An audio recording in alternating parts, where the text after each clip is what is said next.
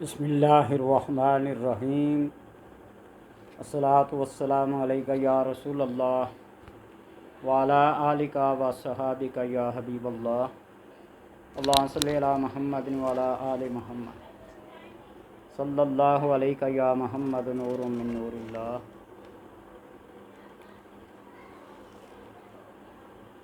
بعض مسائل اور وظائف اور عملیات کا تعلق کسی ایسی بزرگ ہستی سے، کسی ایسی شخصیت سے ہوتا ہے کہ بس اس کا نام لینا ہی کافی ہوتا ہے۔ سادات اہل بیت اطہار میں سے امام جعفر صادق علیہ السلام کا نام سنتے ہی سب کی گردنیں ادب و احترام کے لیے جھک جاتی ہیں۔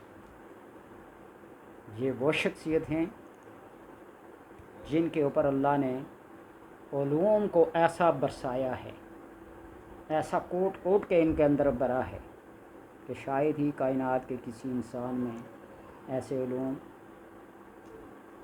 ظاہر ہوئے ہیں۔ آپ کا ایک خاندانی اسم اعظم ہے جس کے بارے میں کل بھی گزشتہ ویڈیو میں بھی بتایا تھا، نعت ابو بکر، اور بہت ساری کتابوں کے حوالے، محدثین کے حوالوں سے بتایا تھا۔ امام جعفر صادق علیہ السلام کے پاس ایک بندہ آیا، حسین نامی، جو مصیبتوں مشکلوں سے چور چور تھا۔ آ کے رونے لگا، آنسوں بہانے لگا کہ امام عالی مقام، میرے اوپر مصیبتوں تکلیفوں کے پہاڑ ٹوٹ پڑے۔ میں ایک بندے کے ہاں ملازم تھا اور وہ مجھے ماہانہ تنخواہ دیتا تھا۔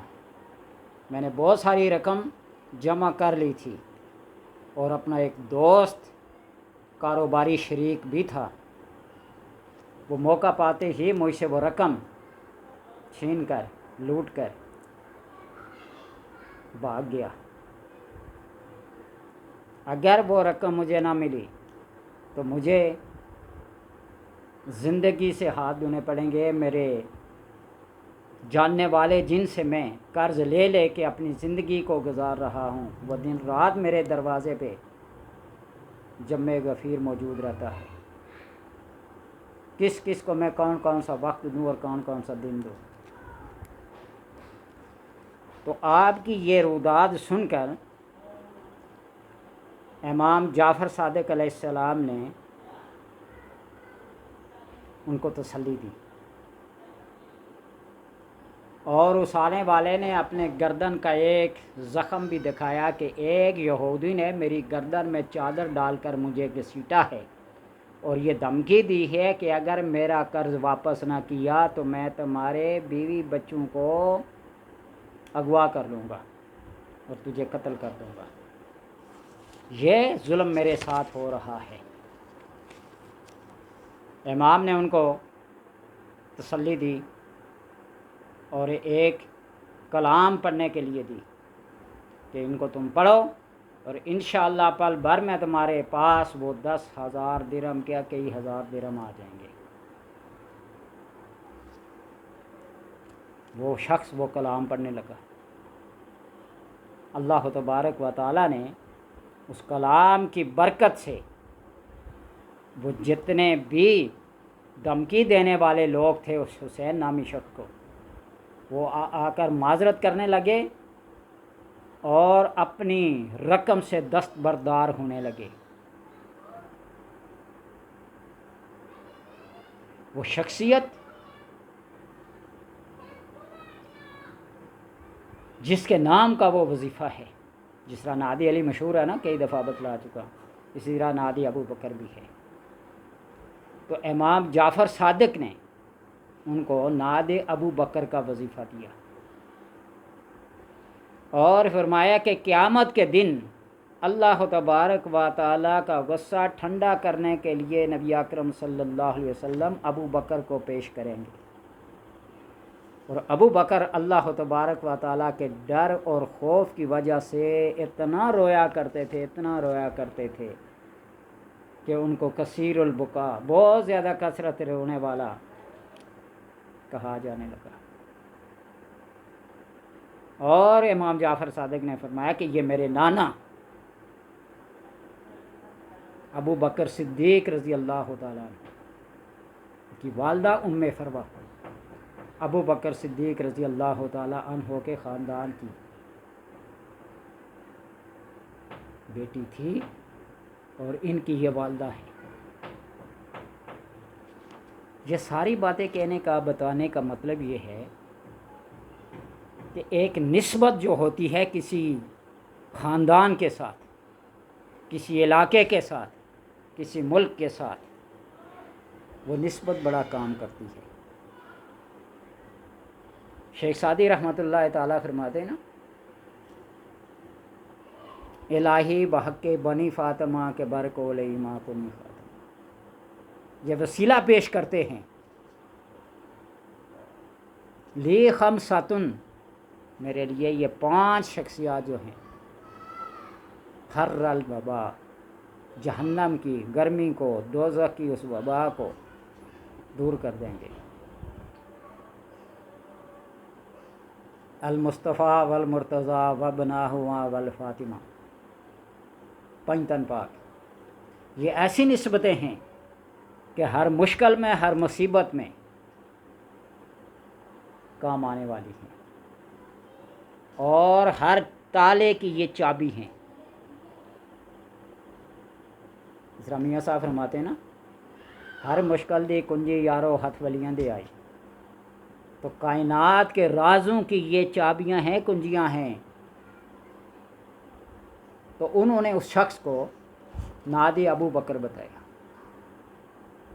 نادی ابو بکر حل المشکلات دافع البلائے والوبائے والآفات، نادی ابو بکر حل المشکلات دافع البلائے والوبائے والآفات، یسر لی کل عسر واغننی من الفقر بقدرتک یا اللہ وبنبوتک یا محمد یا رسول اللہ صلی اللہ علیہ وسلم وبخلافتک یا ابا بکر یا ابا بکر یا ابا بکر۔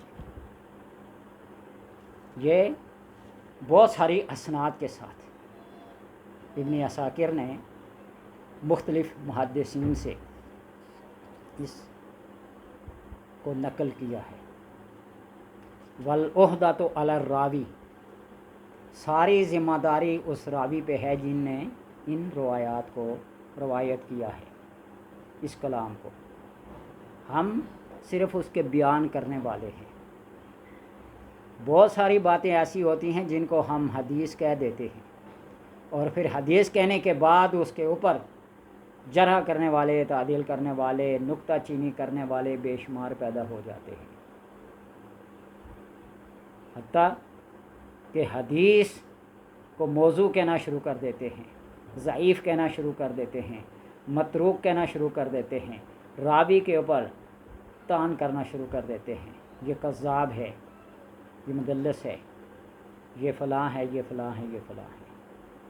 ایک چیز جب کتابی شکل میں آ جائے، سب سے پہلے اس کو شائع ہی نہ کرو، اگر شائع کر دیا تو پھر اس بات کو مان لو، اچھے برے کا فیصلہ جا کے اگلے جہاں میں ہو جائے گا۔ اس لیے یہ نادی ابو بکر مشکلات کے لیے، بیماریوں کے لیے، مصیبتوں کے لیے، اس شخص نے جا کر یہ کلام پڑھنا شروع کی،